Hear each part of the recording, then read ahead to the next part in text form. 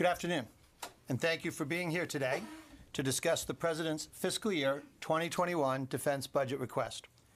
We have senior leaders from Comptroller and Joint Staff, Acting Undersecretary of Defense Comptroller Elaine McCusker and Vice Admiral Ron Boxall.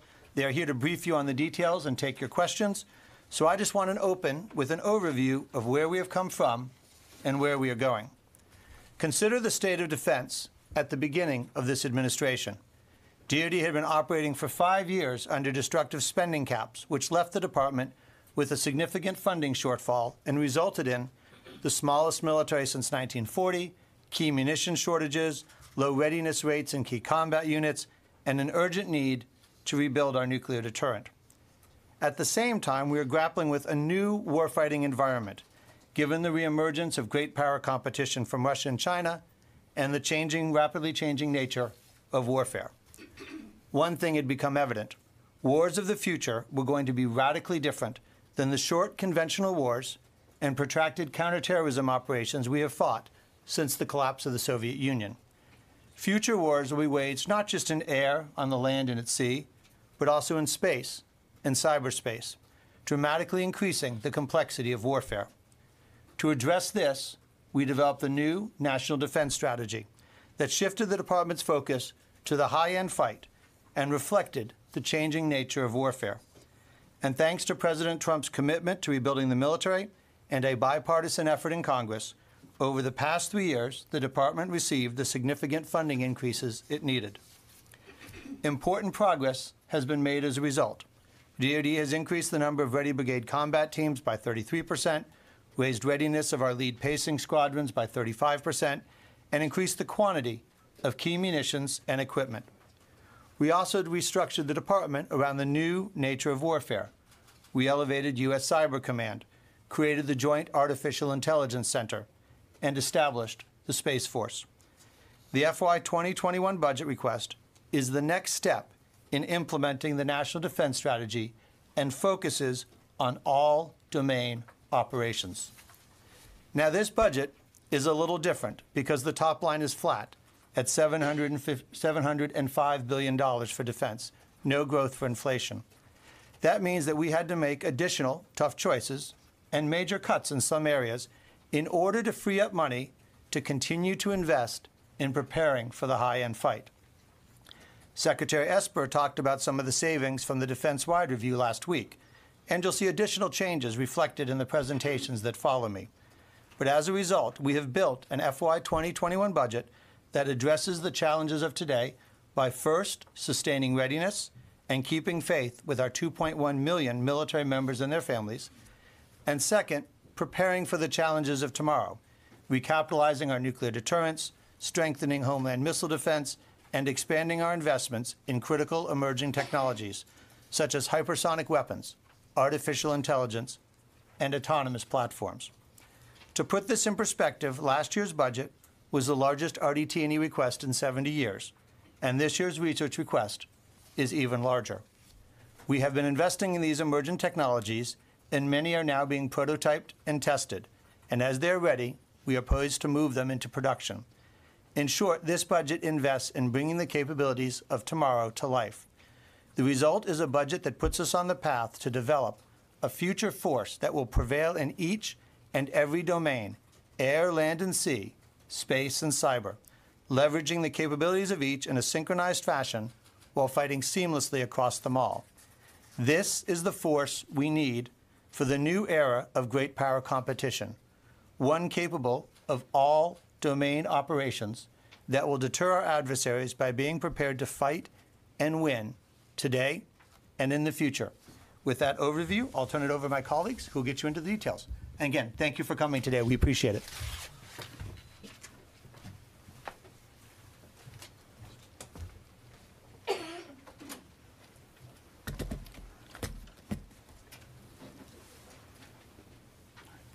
So I'd like to remind everybody that today's briefing is on the Department of Defense's fiscal year 2021 budget request. Speaking with you today are Acting Undersecretary of Defense Comptroller, Ms. Elaine McCusker, and Director Force Structure, Resources, and Assessment with the Joint Staff, Vice Admiral Ron Boxall. We have 20 minutes scheduled for the budget overview presentation, followed by 15 minutes for questions. Attribution is on the record. Prior to asking your questions, please state your name and your affiliation. I ask that you limit your questions to one with one follow-up so that everyone has an opportunity. I will let you know when we're nearing the end of the briefing, so there's time for one last question. And with that, it is my pleasure to introduce Ms. Elaine McCusker and Vice Admiral Ron Boxall. Good afternoon. We're here today to give you an overview of the fiscal year 21 budget request. The FY21 defense budget supports the irreversible implementation of the National Defense Strategy. The NDS drives our decision-making. It shapes our priorities and guides our resourcing decisions as we prepare for the potential future high-end fight. This budget provides resources for the 3 lines of effort: build a more lethal, resilient, agile, and ready joint force, strengthen alliances and attract new partners, and reform for greater performance and affordability.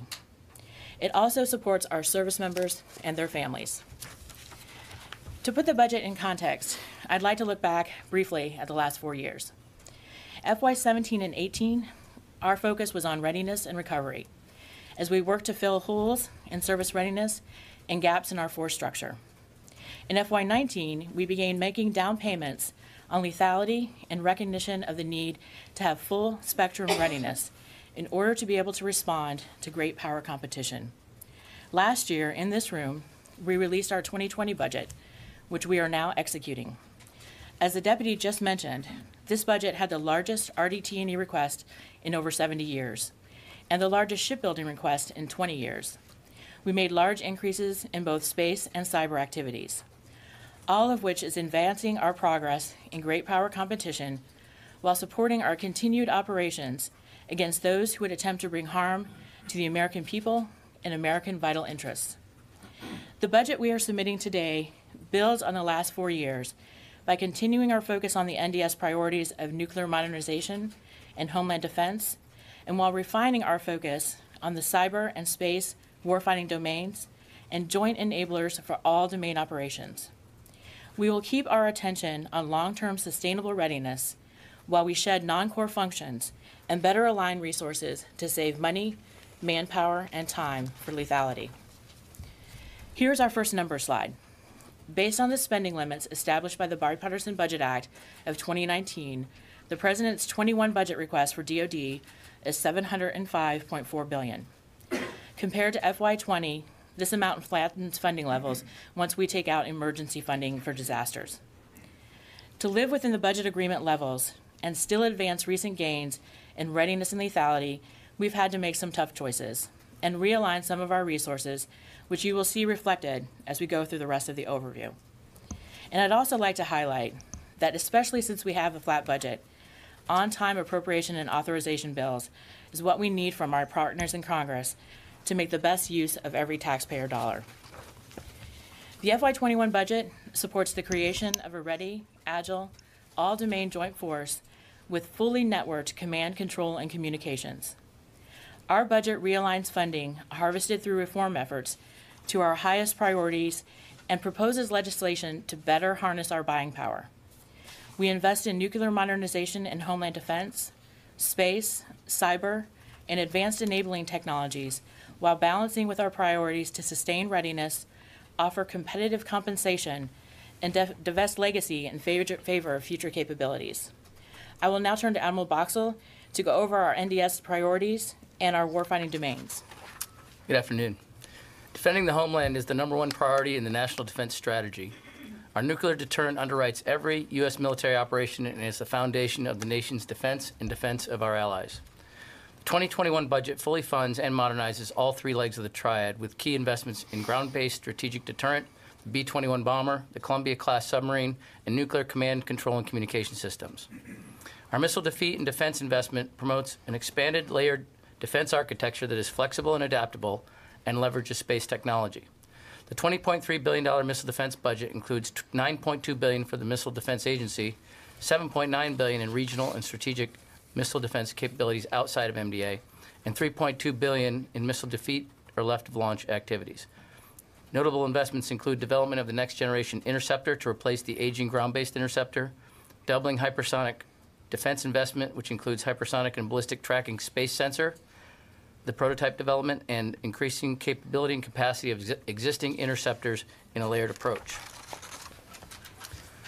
The budget continues our strategic imperative to strongly promote organization and investment in space, as evidenced by a 28% increase over last year's request.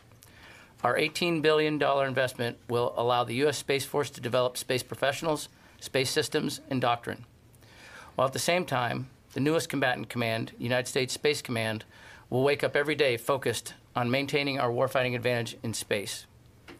And it also provides a threefold increase in the Space Development Agency to field game-changing space technologies. The department prioritized the following critical investment areas in space: space control to field a mix of offensive, defensive, situational awareness systems; missile warning capabilities in traditional and low Earth orbit to improve resiliency; national security space launch provides capacity to assure access to space; and GPS improvements to increase capacity and ensure connectivity in contested areas. Cyber attacks represent an unacceptable long-term threat to our national strength and military advantage. The DOD's digital modernization efforts, such as artificial intelligence to mature man-machine teaming, cloud and big data applications to improve information integrity and increase network resiliency, will work hand in glove with joint cyberspace operations. A proactive DoD cyber approach is necessary to protect the network by defending forward to disrupt and halt threats before they reach our networks. This request improves network encryption, among other cyber protection efforts, to counter daily adversary efforts to exploit U.S. technology. And while robust defensive cyber capabilities are a priority, the Joint Force is also improving offensive capabilities to engage threats at a time and place of our choosing. Cyberspace domain investments, underpinned by digital modernization efforts, provide our cyber mission force the teams and tools necessary to execute offensive and defensive cyberspace operations. This budget also continues to modernize capabilities in the traditional maritime, air, and land domains. In the maritime domain, the budget delivers a balanced force focus on long-term competition through increased investments in lethality and modernization. The request procures 8 surface and subsurface battle force ships. We also increase Joint Force maritime lethality by investing in unmanned vessels, aircraft, and long-range maritime strike weapons to increase future capacity and to advance distributed operations.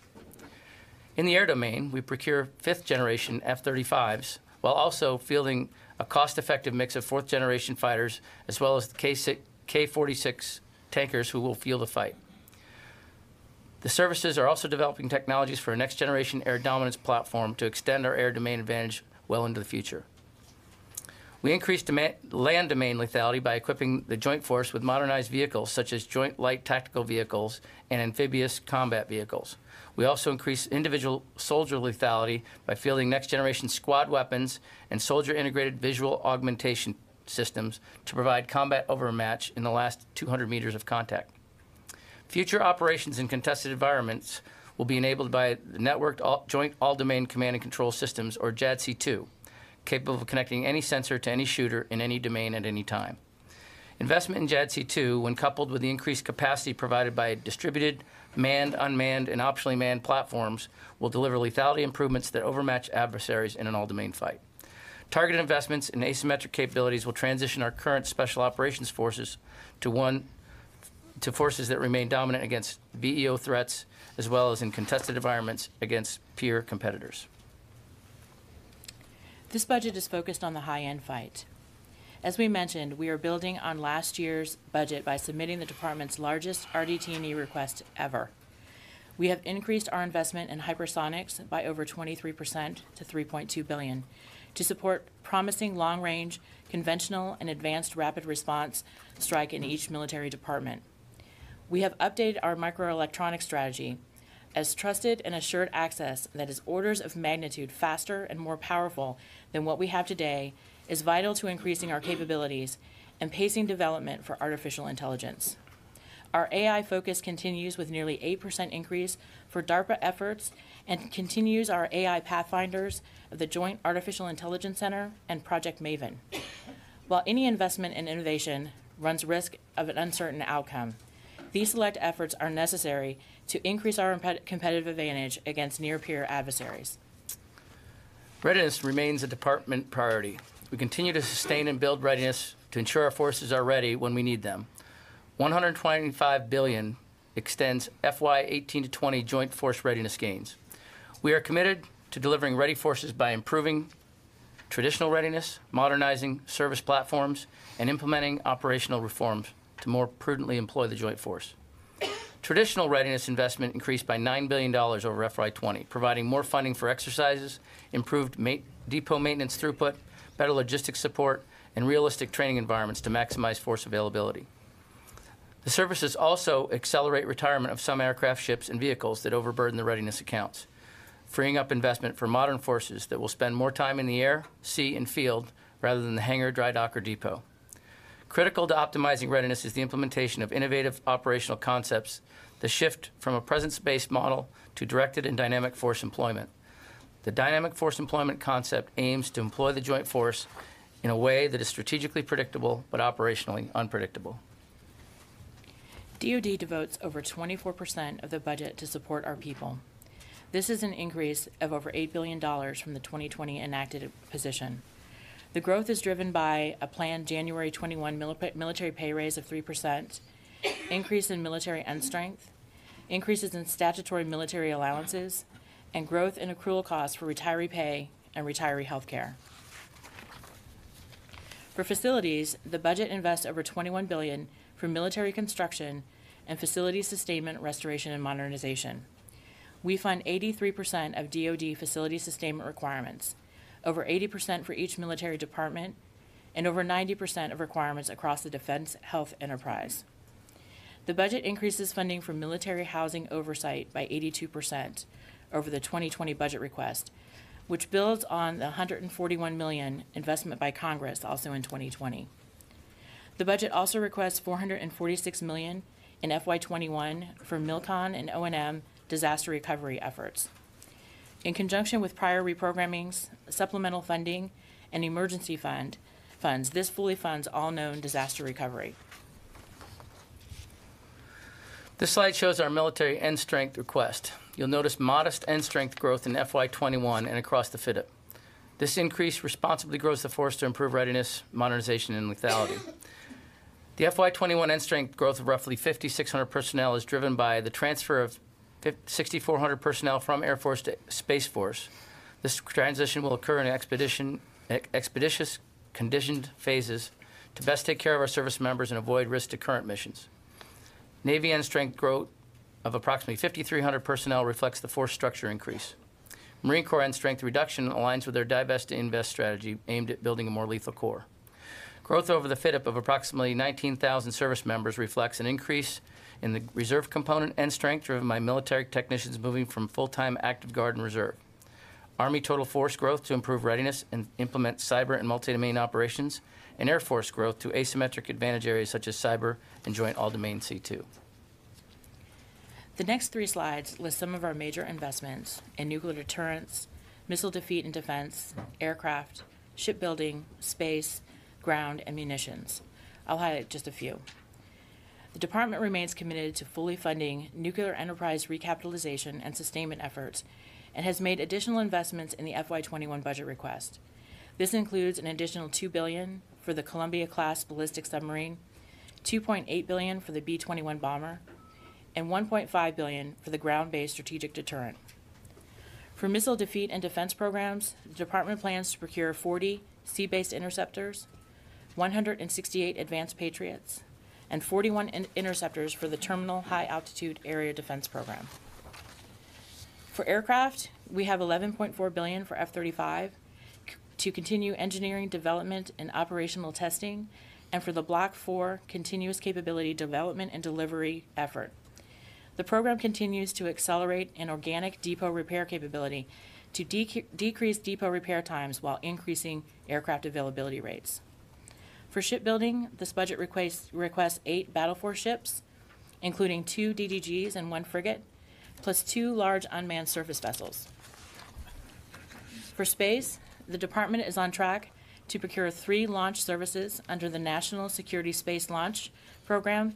The Next Generation Overhead Persistent Infrared System funds integration and launch costs for geostationary satellites 5 and 6, which are scheduled to launch in 21 and 22. For ground systems, we have budgeted for more than 5,000 vehicles in 21, while continuing to efficiently fund ground vehicle modernization programs such as the Abrams tank and the amphibious combat vehicle.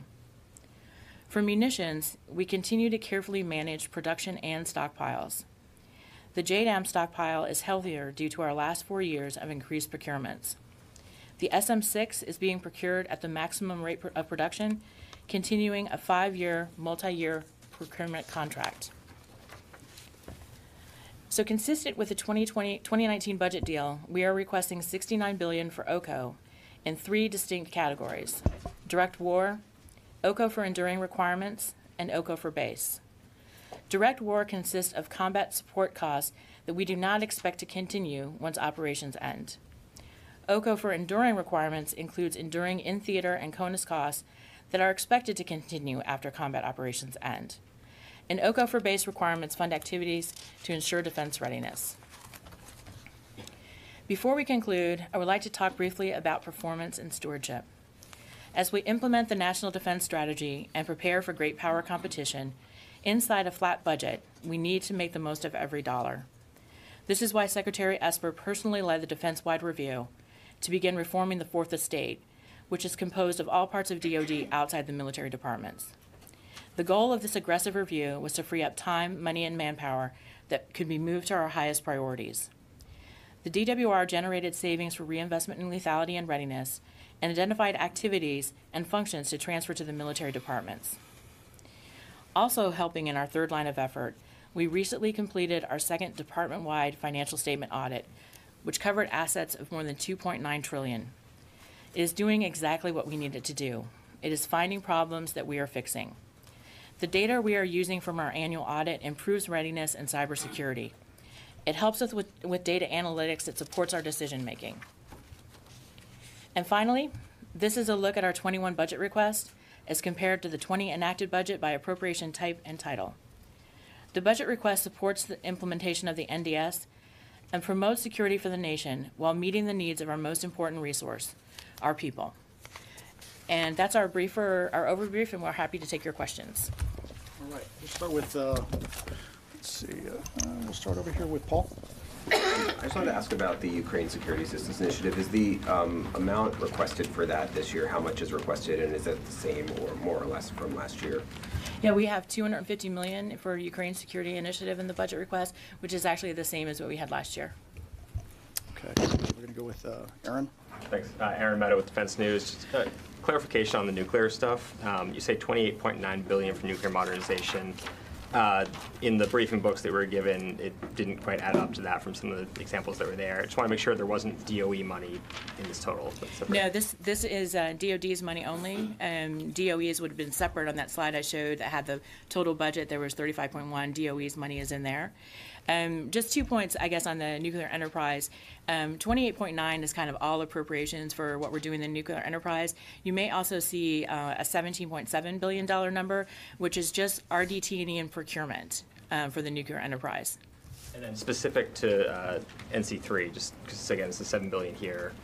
In the briefing book, it said more like $4.2 billion was the number listed there. Same kind of difference there. The 4.2 would have been procurement in RDT&E, and the 7 is everything that goes into that effort.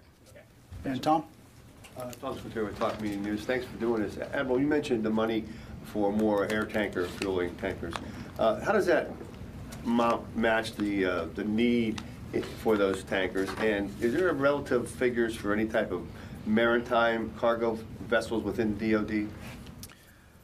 I'll have to, this budget right now talks to the tanker piece as we look at the KC-46s as we took some out of the KC-10s and 135s. We've accelerated some of that and got rid of those ones that really take a lot of readiness. Having said that, we do have a requirement out there to keep 479 tankers, and we will continue to do that. This budget funds that. Where will we be on that then? Well, we meet this 479 requirement, and that's kind of the steady, that we're not going to go less than that. We're going to maintain the requirement. So the obvious follow-on question, I'll beat you to it, okay. Is that, as we discussed, there's been a lot of discussions about the KC-46, will it make it? And the answer is, we continue to we'll always look at those programs, what we plan for versus how they carry out in the acquisition side. Most of them do well, some don't. We will adjust as necessary, but we will maintain that tanker requirement. Phil? Just a question on the Syrian Democratic Forces. I mean, how much is being allocated to fund arms for them, support for them, and how does that compare to previous years? So in this year's budget, we have $200 million for Syria, which is the same as what we had last year. Is that for U.S. forces in No, Syria? that's to fund the Syrian Democratic And Force. it's Yeah. been stable at the same level? It has. Okay. One last. Go ahead. Sorry, and just a quick follow-up. One of my colleagues was wondering about Stars and Stripes. There have been some reporting that funding for them is going to be cut as well. That's correct. That was part of the defense-wide review. Do you need data or numbers on that? Let me look and see if I've got the number specifically for that, but we have essentially decided that, kind of coming into the modern age, that newspaper is probably not the best way that we communicate any longer. All right, we're going to go to the front row right here, on the right. Oh, Yep. Megan Myers, Megan, Military thank you. Times. So the defense-wide review found about $1 billion in personnel savings and a few billion more in warfighting and support. Where did that money come from, and where has it gone vis-a-vis this new budget? So if you look at a flat budget, any place where we have increases, so for hypersonics, for IA, for cyber, for nuclear, that's where the money went. And so we also have done some increases for our missile defeat and defense. So within MDA, we took some savings from the defense-wide review, and we applied those savings back into that same type of activity. And so we can go through a couple of examples on sort of where the savings came from, to maybe just give you a little bit of a better idea on the types of things that we did. There's kind of a couple of categories. We've done some transfers, so there were some areas where we realigned money that was in an OSD organization, but that OSD organization was essentially passing that money through to a service, say for child care fees or for the acquisition workforce. So the money was just kind of going back to the service, and so we've realigned that money into the services. We also have transfers from DSEA. They were kind of holding all of the money for COCOM security cooperation, so we kind of pushed that money back out to the service as support agents for those COCOMs. We've got some reductions in our ChemBio defense and in our cooperative threat reduction, where we've taken lower priority activities and either transitioned those to a partner nation or transitioned them into sort of higher priority areas. In our counter drug, we've ratcheted down our international support effort a little bit based on sort of return on investment. And so those are some of the lenses that we looked at when we went through the defense-wide review, was really, sort of core functions, return on investment. I mean, all of the things that we were doing were important, but we had to make some priority choices. All right, and Tony? A couple of questions. Size and scope of the defense budget compared to the mandatory and discretionary overall for those who don't follow defense spending. And then the elephant in the room is this shipbuilding account. You're going to get skewered on the Hill. You're already getting it. What was the rationale from going to 8 from the planned 10 last year and the FIDA from 55 to 44? Is this an example of those tough choices you're making to align with the NDS? So I'll start with that one first and then let you comment on that a little bit. I think a couple of things that's important to know about the shipbuilding. First of all, the department remains committed to the 355 ship Navy. When you're looking at the specific account that you're referring to, so the SCN account, I think it's also important to note that the Navy's O&M account goes up by $3.4 billion compared to last year. So we're very focused on getting our current fleet to sea. And so there's a huge readiness focus on getting those ships out. We don't want to have a hollow force, and so that's actually part of that increase in O&M as well. And I don't know, do you want to talk a little bit more about the fleet? Tony, it's a fair question, but you have to look at, if you look at the budget, you look at where we could take money from. You look the people programs. We just talked about how we have a pay raise. We want to keep our people competitive. We want readiness. We want the ships and aircraft and everything we have out there working today to be operating. And then you look towards modernization. That is one of the guiding principles of both the NDS and this budget, is to get after capability we need that we maybe don't have enough of or whatever. So you balance all that. You look at a couple places. You divest of those readiness things that I discussed to kind of operate your force better, and then you have to kind of slow down your rate of acquisition programs to balance the budget. So it is a tough choice. You'll see the high priorities are funded. I mean, Columbia, Virginia are in there. We do have them. But again, these are part of the choices we have to make. I gotta ask you, the 355 goal, as much of a unicorn as it is that in danger now with this request? It was supposed to be hit by 2034 in the current Navy plan. So as you know, 355 is the law, right? So we have a desire to get there. The reality is that if you look at the money we have to get there now and the flat budgets that we have to continue there. So the other part of this is not to say we're going to keep buying the same ships, aircraft,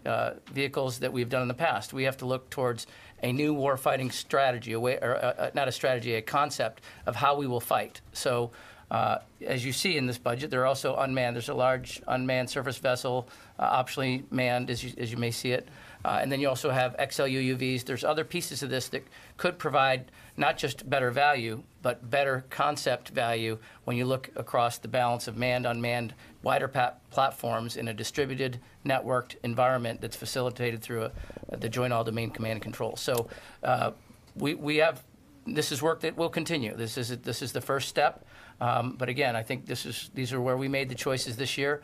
I think it makes good sense, and I think we will need to continue to explain where exactly we're going through additional wargaming and work that will give us the data to support the thesis that we think we can fight in a better way. Jeff Schogel. Jeff Schogel, please. Go ahead, Jeff. Oh, thank you. I'll ask my question and follow up at the same time. Can you say how this budget funds border wall construction, and has DOD decided how much money it is going to use on border wall construction? So we have no request in the 21 budget for border wall construction. And we do have a request for assistance from the Department of Homeland Security that we're doing our due diligence on now. As soon as we have that complete and the Secretary makes a decision, we'll inform Congress, and then we'll make sure that we let you know. And Tony Bertucco. Tony Bertucco, Inside Defense. Two large cuts I was hoping you could explain. One, it looks like there's $2 billion cut from autonomous systems from last year's request. What programs did you do away with, given the large amount of money that's cut from it? And it also looks like the MILCON budget is going down about $9 billion. Given what we know about the wall reprogramming, you're not asking for backfill, you're not asking for new money. It seems like that account is going to be stressed when you bring it to Capitol Hill. So why cut MILCON by $9 billion? So on the MILCON, once you take out the disaster MILCON that we got in the cut is not as extreme as you mentioned, but it is still a reduction from what we had in our 20 budget. But if you look at 20 and 21 together, we have about $23.6 billion in MILCON, and combined both of those years and all of our disaster construction. And so we're going to focus on the best, sort of execution of those dollars based on our capacity of our defense contractors. And the other thing we really looked at was, the maturity of the projects that we're requesting in the budget. And we've had a rule of, a certain amount of planning and design has to be complete before we request it. And what we've seen is that these projects aren't always ready to go, and then they end up potentially costing us more money if they get delayed. So we kind of got a little bit more strict about that maturity. And so those two things together result in a lower actual MILCON request this year. And I'm just going to follow on real quick. The autonomous piece, I don't know the numbers exactly. We'll go look at it, but clearly we are still in a move where we think that autonomous systems, remotely piloted systems, optionally manned, remotely piloted, the spectrum of manned to unmanned is going to continue to be a developmental space. Some of the things you talk about, I'm sure, the prototyping. Perhaps you're referring to the optionally manned fighting vehicle, where the prototype is not funded. That perhaps is one of them. But if you look at the concepts wider, loyal wingmen, you look at the Navy MUSV, medium unmanned surface vessel, large unmanned surface. There's a lot of work going on into the R&D. So you're going to see some of that in the R&D lines that is spreading out that may not be as easily noticeable. Thank you. All right, thank you, Paul. The 2018 National Defense Strategy prioritized the shift to the Pacific. What can you point to in this budget that kind of gets after implementing that strategy this year? I mean, I think there's a number of things that you can look at. We've got our sort of all domain operations. When you look at the Pacific domain, you may naturally think maritime, but this is about space and cyber as well. and it's about, NC3. I mean, it's about a lot of the things that we've really emphasized in this budget that go to that high-end fight in the Pacific. Yeah, and if just add on, I mean, yes, it is the Pacific, but it's about adversaries' worldwide capability. So it's not just what we're doing today here. I would argue space is probably the most noticeable. Certainly, where you are, if you look at A2AD environments, anti-access area denial, or denied and contested environments, certainly space is becoming more and more critical warfighting domain. So the investment in space, cyber, artificial intelligence, network operations, cyber offense, defense, while those aren't explicitly stated to be Pacific, make no mistake, those are high-end capabilities that will be most needed in the Pacific. And has We any have time for just a couple more questions. Have any OCO funds shifted to the Pacific from the Middle East or other areas? No, our OCO funds are still mostly in the Middle East and SOCOM, AFRICOM. Although, again, we do have an OCO for base category this year that has readiness lines associated with it. All right, we're going to go to Marcus. Hi. You mentioned several times at the beginning that the budget funds irreversible implementation of the NDS. What specifically makes it irreversible, particularly if a Democrat wins the 2020 election?